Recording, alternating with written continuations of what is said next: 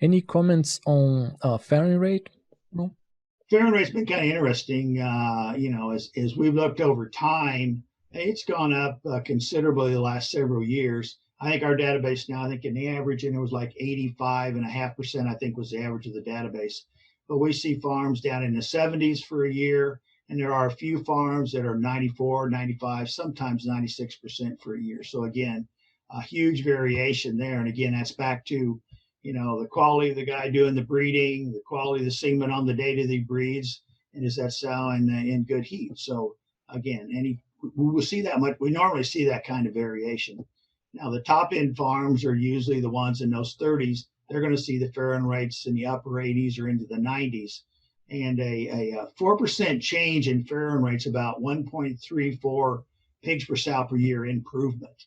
So it's one of those drivers that if it's done right can get you more pigs, and also lowers your non-productive days, which can save a lot of money. Right. Is there any highlight when it comes to getting a better farrowing rate? What would be your top few there? I think the biggest thing there is constantly training of the breeders and reinforcing what they're doing and give them reinforcement. How well are you doing? The other part is just making sure that the semen we got coming in is quality semen, that we're following the protocols of the semen supplier as far as temperature of the storage unit. And then when we're handling the semen, what are we doing with that excess semen we have when we come back from the breeding barn? How do we treat that semen? So it's a lot of things. And the other thing is try to reduce the number of single matings. We know there's definitely a drop in farrowing rate on one mating versus two.